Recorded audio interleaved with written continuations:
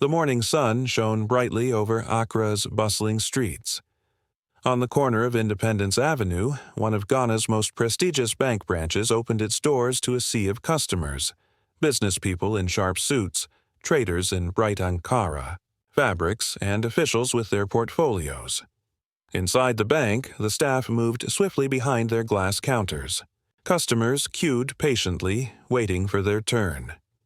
Among the crowd, a frail old man with worn-out slippers, a stained caftan, and a battered leather bag entered. His beard was gray, and his shoulders stooped slightly as if he carried the weight of years and stories. He shuffled to the front desk. "Excuse me," he said in a soft but steady voice. "I would like to speak to the bank manager. I'm here to propose a partnership." The young receptionist glanced at him, scanned his dusty clothes, and stifled a laugh. She assumed he was senile or simply confused. "Sir, do you have an appointment?" she asked politely, though clearly dismissing him. "No," he replied calmly, "but tell your manager that Baba Kwame wishes to speak. He will understand." The receptionist looked over at her colleague, who whispered something and laughed, under his breath. Even the security guard chuckled, shaking his head. A man in tattered clothing asking for a business partnership? Ridiculous. Reluctantly, she picked up the intercom. "Sir, there's an elderly man here. He says his name is Baba Kwame. He claims he wants a partnership with the bank." There was a pause. "Baba who?" The manager's voice came back. "He says, you'll understand." After a brief silence, the manager responded, "Fine, let him in." Baba Kwame was ushered into the manager's glass office. The manager, Mr. Mensah, adjusted his tie, barely concealing his skepticism. "So, Mr. Kwame," he began, "how can we help you?" Without a word, Baba Kwame gently placed his old leather bag on the table and pulled out a thick envelope. Inside were documents neatly filed and marked. He pushed them forward. "Read these." As Mr. Mensah skimmed the first few pages, his expression changed dramatically.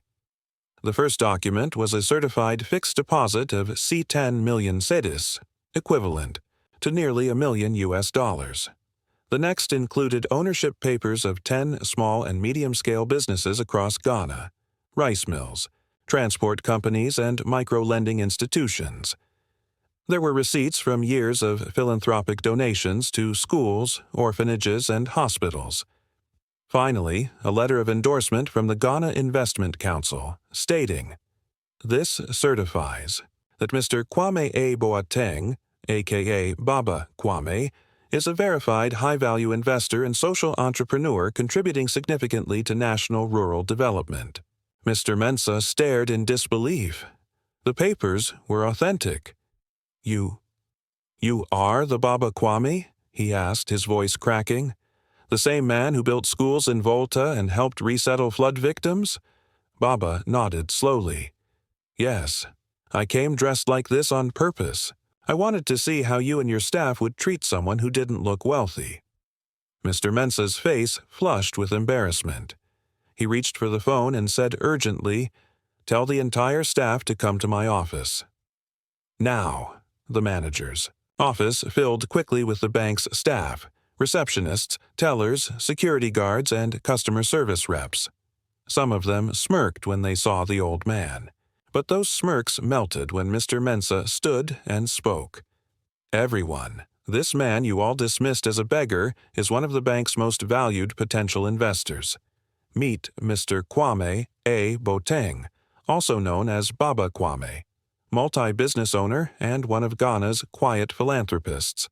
The room went silent. The receptionist's eyes widened in shame. The security guard swallowed hard. Murmurs spread across the room like a wave. Baba Kwame stood up slowly and looked at them, not with anger, but with calm disappointment. "I came in old clothes because I've learned that most people respect only appearances, not character, not kindness, not values." He paused, then added, "I've seen too many places where the poor are treated like dirt, and the rich are worshipped, even when the rich do nothing for society. I am not here to scold you. I am here to offer you a chance to think differently." The staff lowered their heads. One woman whispered, "We're sorry, sir." He nodded gently. "I accept that. But next time, respect every person who walks through those doors. You never know who they really are or who they might become." Within a week, Baba Kwame signed a partnership deal with the bank to launch the Golden Seed Program, a rural investment initiative to empower women, farmers, and youth across Ghana with microloans, business mentorship, and health services. The same staff who laughed at him now stood in uniformed rows as he launched the first Golden Seed branch under the bank's banner. Reporters took pictures. Social media buzzed. People who saw him on TV were shocked. "Isn't that the man who walks barefoot and sells groundnuts sometimes?" But the truth had spread. Baba Kwame had once been homeless himself. After surviving on the streets, he built his life from scratch. He never forgot the pain of being invisible. That's why he dressed simply, lived modestly, and believed in giving silently but powerfully. One day, as he left the bank, the receptionist who had first mocked him stood up and opened the door. With deep respect, he smiled at her and said gently, "Never forget this. Gold doesn't shout. It simply shines when needed." Morale of the story: never judge people by what they wear. Behind every torn shirt might be a heart full of gold. Behind every humble soul might lie a story of greatness.